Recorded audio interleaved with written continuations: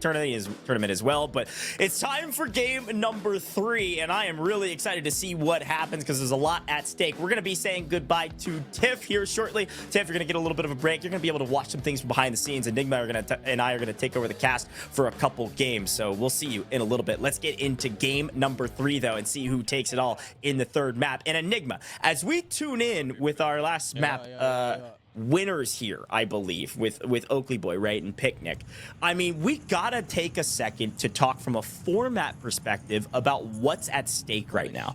Nobody can win the tournament this map, but what can happen? Biffle, Shifty, if they drop somewhere around, I think, 26 some odd points and breach 100-point threshold, next map, all they have to do is win, regardless of points, and they take the whole tourney.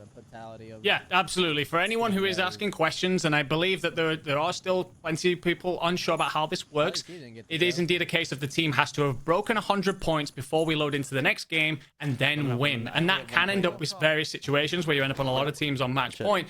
But yeah, we've done a lot of talking before the tournament, during the breaks, etc. How many games do we think we're going to go with here? And the numbers were starting to get like, maybe 8, 10, something like that. Yes, Biffle and Co. are set to break that currently by map 3, and that is absolutely ridiculous. Yeah, so again, they can't win the entire tournament this map, but they can breach that 100-point threshold this map and set up for a win in the next one. And we'll see if that happens. They only need about 26 points. That is well within reason at this point, as their average is well past that after 2. But we'll see if some other teams try to start targeting them if they know where they drop. If I'm a duo like this, I mean, I think we can already start talking about some of these little tiny micro strategies. I'm changing my skin every map. Like, I'm not using the same character skin so that I can't get spotted. Like, I'm doing everything I can to make sure people don't know who I am. I think, like, one of the things for sure that do you target Team Diazbiffle? Do you decide, okay, we know where they land, we know where they like to go every game, clearly they're running away with this and we've got to slow them down? Do you start to land there and try and help other people clear that out? Because right now, I mean, we've seen it, the maps 1 and 2, Team Austin have been bullied out of there both times. If they now leave, I mean, Team Biffle essentially have an eternity to get themselves together, load out together, prepared, and get roaming around the map freely. It makes them even stronger, if anything. Yeah, well, our last map winners, at least one's into the gulag already. Goes down early and needs to win this against Noobs, I believe, on the other side. This is a big one if he can. Again, this team is in 2nd overall because of that win. A great map 2 to set themselves up well, but Noobs gets the spot and gets the headshot. See you later. Gonna have to get bought back. One of the things, right, about playing at the very top level, no such thing as a free kill in the gulag. Goodness me, Smixy there. Some nice shots, and the teammate clears it up. Beautiful stuff indeed. Will indeed get the res in. Well, Echo actually has more to deal with here and trying to just survive at this point as well. In big trouble. We're actually going to flick on over. And Smixy there, I'm not sure what ends up going on at the end of that fight, but it looked like there was a moment of trouble for Echo. Yeah, I mean, it does seem like where Smixy's dropping is one of the highly contested drop spots on the map, right? And so they've seen multiple teams in that area, multiple third parties several times, and so this is a lot of the same for them to be expected. And sometimes you want those highly aggressive starts because it means, well, we find either a lot of eliminations or we get over to the gulag early, hopefully win that, and then kind of pick a different POI on the map to fly into after winning the Googe. But we'll see what they're able to do. We'll see how they were able to stabilize as we hop over to some of our other teams here. We've got Sir and oh yeah, wow, Echo was actually able to get out and get the res. Even with a third party, I think he got the team wipe with the trade, but somehow stays up. Great play, and it looks like Smix already has a portable buy, which they're going to go ahead and use to try to get some advantage because they already have like $23,000 they can use in the buy station while they try to take on this team from across the street. I'm not trying to do indeed, but if that buy gets shot down en route, that's going to be very problematic indeed. That's Echo and Smixy essentially trying to fight the team that already have buy building. Do buy building, decide to shoot down their arriving buy station. Looks like it's going to be a no. We'll move on over to Rated, who we haven't seen much of so far this afternoon. Mortar Strike coming in on his head as he fights for control over this black site. That downs me. Oh, the Mortar catches him. That's very, very unfortunate. Yeah, the Mortar Strike said, hey, hold this. I mean, that thing landed in his hand as he dropped down. Unfortunate. And, hey, one of our first snipers on the board here on Rational is connect with 1. Needs to connect with the second to get the knock. and can finally. Okay. Crabs are not getting, we always talk about this in customs, right? Especially when there's a lot on the line. These players are incredibly talented, especially, you know, with ARs, SMGs, but even with snipers. The problem with snipers is it's high risk, high reward. If you can't hit your shots, you're not hitting today, you gotta switch because it's just not worth it. But you're able to get a couple picks and a couple points on the board that from distance that maybe you wouldn't get otherwise. No, very much so. I mean, I saw on Rational in stage 1 of World Series pull off one of the most ridiculous plays I think I've ever seen in competitive play. Essentially 1v3s a team by himself by just isolating a building, plenty of ice in the veins, and using his sniper to good effect where required and leading his team then to a map victory. But you're right, when it comes to duos, it's even more punishing if you're then refusing, not managing to land those shots. Yeah, It right. becomes very much so high risk, high reward. You see a couple of missed ones there. Get them out early is a nice phrase, and hopefully that's the last of those missed shots for Unrational. Well, the duo on screen again, second place overall on the leaderboard, but still a lot of points to go before they hit that threshold. Reminder, even if Biffle and Shifty hit the threshold this map, they will have to win next map to win it all, or the following, and so on and so forth. So even if they've already hit the threshold, job's not done. Everybody else trying to do the same. Out of ammo. But resource management, quite literally everything. And, well, if you run out of ammo, it's one of the worst resources to run out of because you're going to have a hard time finding any eliminations, especially at distance if you run out of AR. But we'll see what Oakley Boy's able to do. Obviously a talented player. He's done a sizable amount of things, and especially kind of some of those mid-range prize pool tourneys and 2v2s or otherwise. He and Picnic been playing together for a long time, both formerly Facebook streamers, but right now in a little bit of some trouble trying to mantle and jump over some of these boxes. They have yet to find an elimination here, Enigma. I'm kind of surprised, but I guess that's kind of the name of the game when you're trying to stabilize. They're inside on me.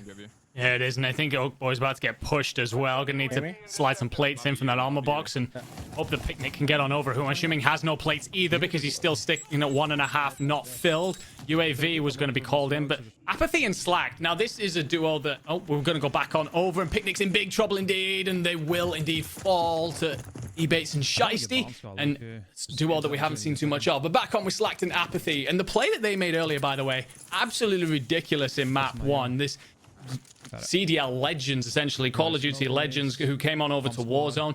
They had a very poor rotation, put themselves essentially in this kind of position where they're trying to push up a hill. They get bullied on down a little bit, but then fantastic use of a munitions box to give themselves enough smokes to hit the rotation. Thought it was very big brain from a pair of legends that we've seen throughout the scene and over the years make some huge plays. I couldn't agree more, but back on screen here with Shifty and Biffle, we were crying yesterday, Enigma. I don't know if you heard, but we were crying yesterday for one of our Seekers to interrogate one of the downed hiding players, and finally we see it there on main stage to get a little bit of info, and that is the name of the game, right? When you talk about customs, when you talk about specifically high-level customs like this, information gathering is key any way you can do it. But on board with Picnic Basket, seemingly for the life of at least map 3 on the line, as we're actually spectating from Oakley Boy's perspective, this is make or break, and it's Picnic versus Ryda. They're friends, they know each other, they've streamed together. An opportunity for Picnic to get back into the map and try to get, oh wow, just dominates Ryda, just jukes him out of his shoes. No idea that was happening, but a big win. They still got a chance. Still got a chance indeed, and as I said earlier, there's no such thing as a free kill in these gulags. A lot of people getting eliminated nice and early, going in and coming up against some very tough opposition. Back on board with Diazbiffle, who unsurprisingly has the high ground, always playing very well positionally, and right now just biding their time. I think looking to see if anyone rotates on through Zyra Observatory, catching anyone unawares, and what a team you would not want to run into. Rates and Allman, by the way, still fighting over by this horrendous open desert area, and it doesn't look good for them right now with Allman down and Rated in trouble. Much to the chagrin of a lot of people in chat, Zyro does go down yet again on main stage. I'm not sure whether or not they have gulags, but in trouble goes for the drone, and yeah, not today, buddy. Allman fully eliminated. Rated goes down. Not sure if he's been to the gulag, but a tough map for the duo. Rated at Allman's not a traditional duo on the map, but with Tommy and Noobs paired up and Aydan and Adrian paired up. Rated said, yeah, I mean, I'll take Almond. Anybody would take Almond if they had their choices. But so far, not a great map start just being held from a lot of different angles as we check out another team that really has been struggling throughout the life of this tournament, even though they're some of the best Warzone players in the game, and they always have been. FIFA and Scummin playing together, another kind of unlikely duo. They've played together in some tourneys, but it's fun to see them in duo custom try to get things going, but so far not, well, not so good. No, not been their afternoon thus far, and resources not good here for Thief, who's completely out of plates. Not sure how Scummin's looking, but considering the passiveness of the play here, I don't think it's very good. And looks like they're going to be squeezed in from multiple angles. That buy station is nearby, but they don't want to push it yet because they're in so much trouble. Onto Intex and Believe, who are looking to smoke their way potentially out of this situation, or maybe it's just a decoy, but as the mortar rains down on top, Semtexes go loose, and you can hear the flares there coming on in, so the rotation is on, but who is it that they're up against? Yeah, I think that's Goat Clamp that went down, and I think they might be either trying to clean up this duo. They do find Mirai, so I think they are cleaning up the duo, both from Mexico. Doesn't look like a full team wipe, so not sure if he got the buyback, or maybe Clamp has already come back from the gulag, but regardless, that does take out Team Mexico. Mirai and Goat Clamp, both incredibly talented players, played together for a very, very long time. And yet again, we find Biffle, Shifty, hunting edge of zone, UAV in pocket. Ton of players around. The question is, which should they go for first? Warning shots on the left to look for the players on the right. Biffle trying to find his prey off into the distance so they can push up to the next team. They do not want to get cut out in the open here. It's a little bit of a risky wrap, but apparently all eyes set forward up the hill and no one looking at Biffle. A free rotation for a free kill. Will he find it? Crack shields, no. Shifty might be able to finish it up from distance, and that's exactly what happens. Absolutely beautiful call this, by the way. Biffle and Shifty clearly want to get on over towards the marshlands and fight the teams that are there. They feel comfortable to take on absolutely anyone, and at the minute looking to rack up kills. But they're aware of that player on their right in the high ground that could make their rotation hell. Instead, decide to play that out, clear that problem first, before then reassessing marshlands. Brilliant play, and another example of why those two are so damn good and leading the way today. We talked about snipers a little bit earlier on. Breadman's on board, and that is always a point of view that I want to see with a sniper rifle. Yeah, look, if there's anybody that's going to be sniping this tournament, sure, Unrational, solid with it. Bread is very, very talented, and it is a great kind of player to use it so that Joe can kind of clean up some of these kills a little bit more free. Again, since it's duos, like 1v2s, not totally out of the question. 1v2s against weak players, certainly not out of the question. So a pretty solid strategy, and Bread says, no information for you, buddy. Shoot your recon drone out of the air. Someone like on this buy, like didn't miss at all. Beautiful shots out of him, but yeah, you're right. Breadman there, one of the things he can just do is burn through opposing players' plates and just keep them trapped in there. And honestly, you get yourself into a situation as a team trapped in a spot like that where you just feel hunkered in. You're almost claustrophobic. You've got a player on our roof. We've got a player not letting us leave. We're running out of plates. What do you do? And a lot of teams in those situations panic. And I think Breadman's aware of that, happy to hold that lane down. On board with Exact and Foreign Jace. Now, you guys tuned in for a listen-in last game, and their comms are phenomenal. You can hear them at it again. Those golden intangibles. Oh, and Exact. Semtex is nasty, though. Yeah, it's a nice zone off, and almost broken on that active. I think he called out that they're actually going to try to run out of this. They zoned off Exact and said, that's my opening. Try to get out of dodge. Not quite. Now fighting back around the corner. Convenience store. Does get the knock. They grab the win. Now, look, their comms are immaculate. It's a huge boon, but they've still got to get a move on. I think when we looked at the leaderboard going into this map, they were in 20th place. We don't pay out past 10th. So they got a lot of ground to make up, and if they want a chance to win this tourney, they still got to get to 100 points. And now going down from distance, there's just too many enemies from too many angles. Luckily, still playing together, able to get back up. The question is, how many resources do they have? Do they have enough plates to kind of fight this spot for the next couple minutes? Will they have enough at the end of the day for it really to matter? But back to the team at the top. Shifty does go down, in trouble, but Biffle able to clean up one. Is indeed. The aware for a second is on the heady, and heady won't matter because Biffle is disgusting. Like that situation there, you've got a heady against a player out in the open. You should be feeling confident, but anyone except for Biffle that you want to be shooting against. The fact that Shifty even goes down is interesting for this duo and how well they've played so far this afternoon. Shifty will have his gulag, of course, and can get back in. And I think Biffle for now is just gonna hold up. And if Shifty does win, his Gulag then is able to come straight back down on his loot. They can reset, go again.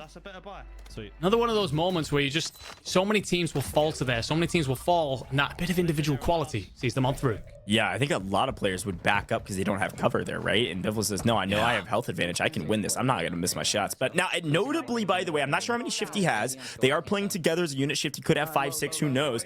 Notably, Biffle only has 1 here in the 4th circle, much lower than in the past. And again, they need 26 points to break that threshold of 100 to even have a chance to win match point next map and take it in 4. Right now, not looking fully likely, but still plenty of lobby to be played as the Gulag begins to close here just shortly. 28 teams remaining. They can find a sizable amount of kills in the final circle, especially if they win this map. They only need 13 to breach that 26-point margin, but still, there's a chance they could be a little bit under 100. Then we'll have to add an extra map on top of that. If they get to 99.9, it's not going to be enough, but team in second, in trouble. Oakley cut out in the open, not enough cover to work with. Couple teams left, right, center, and now we're swimming with Smicks. It's Biffle who picks up Oak Boy. So first on second team, and it looks like second team are going to be in big trouble, assuming Shifty as well manages to get back in off his Gulag. Then that then gives Team Biffle an even more sizable advantage. At this point, he has indeed, although low on plates, but finishes off E-baits elsewhere. And Biffle with the shots gets another down. If it's not incredible decision making, it's straight shooting. It's just beautiful, just ice under pressure as well. No, you'd feel that these boys were playing a pub sometimes. That's Super Evan. You're just laying out over the other side of the road. Not a problem. Nice. The boy as talented as this, and Al Mazrah continues to belong to these two gents. They just have the right positions in it, and I think it's something worth noting. Like, we always hype up, of course, Biffle and his ability to slay.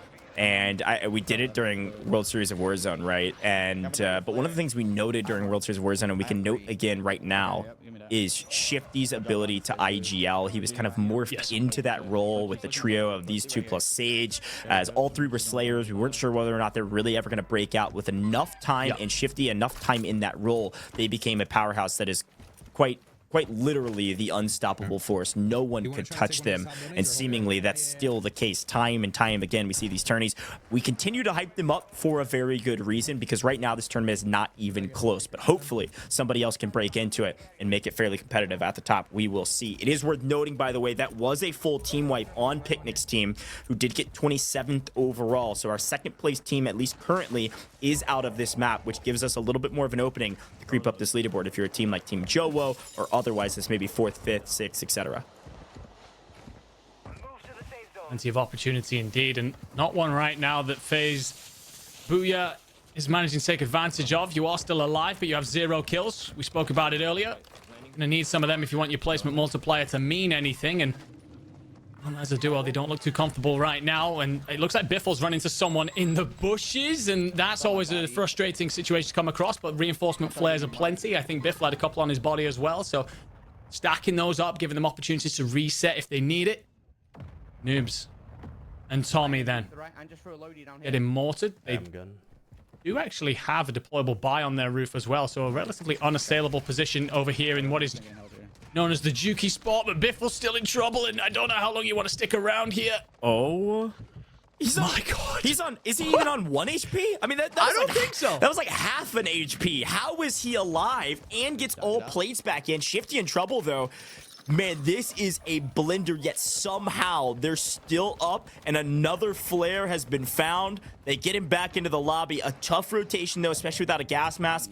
Gonna come in with little to no health, if any, but was able to get Shifty up. They're gonna continue to creep up this placement point multiplier. I don't know if it's gonna be 26 points as Biffle falls, but even still, still an opportunity to make it here. Shifty going to be floating for a little bit. Again, multipliers start here, especially at 17. We're at 1.4x multiplier. Tommy and Noobs were inside the top 10 and have a chance to move up the leaderboard dramatically if they can win this one.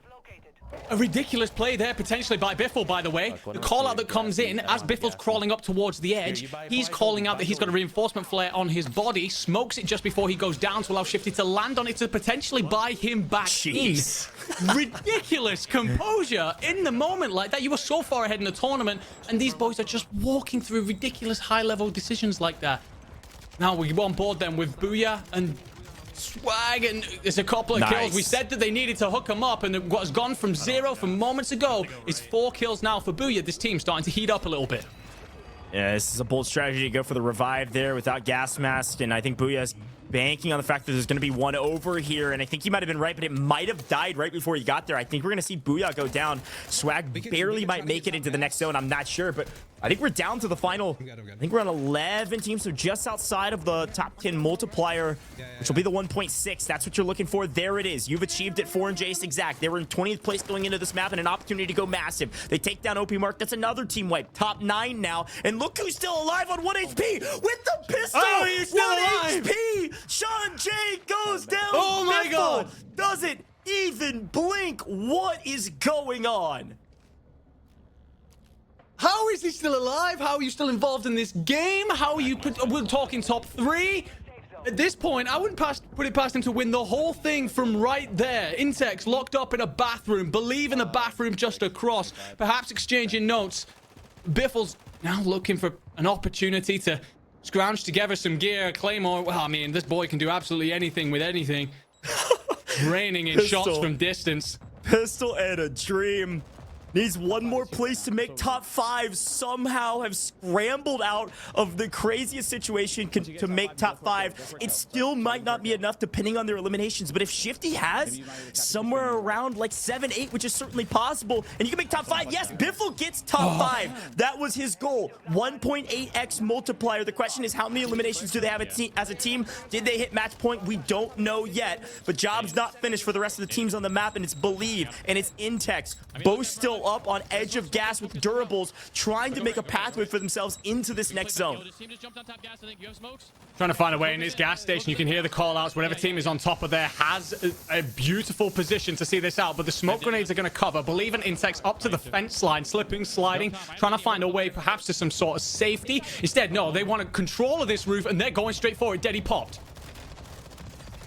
Finds one on top of the roof. Free kill. They didn't even know they were coming. Too much noise going on. We'll see. They continue to push up. Believe grabs an angle, goes down. Unfortunately, Intex doesn't have an angle. Tries to get the cleanup and loses Believe in the process. A huge mistake. Should have just full committed up the ladder to win the gunfight. Is Goat Clamp on the other side, who's been playing his life magnificently through the length of this tournament, which feels like days, but it's only been 2 and almost 3 maps here. 3 teams remaining, but only 1 duo remaining. Intex a solo. Goat Clamp a solo likely. But there is a duo out there, a total of 4 players, and it looks like they're on the other side at the next zone. That duo will win. The question is, who is it? Right now, Intex just trying to stay on up. Happy to let the others do the fighting for him. Top 1v2, and this team on the roof, it boils back to just moments ago where they could have cleared this roof to be their own. Intex can't go anywhere. Is he just going to give it up? He does indeed, but that is not a bad finish. Who is it, though, who comes out on top? I've missed it just as that the graphic comes on up. But Intex there, you call it back to that moment where they're climbing up the roof. The Deadies popped. It's a beautiful play to get up the ladder and get the initial down. But then there's some sort of mistiming, essentially, between Believe and Intex that stopped them from getting up at the same time. It's so unfortunate. And it could have been their victory, but second place with 16 kills. That's a very good map indeed out of that duo. Yeah, a very good map, but it's Mirai TV and Goat Clamp that grabbed the victory over Believe in Intex. It was that duo that was alive at the end, probably just split to hold different angles. They pick up the other solo, and they win the game. The team from Mexico comes out on top. These guys are dynamic on the map, and they're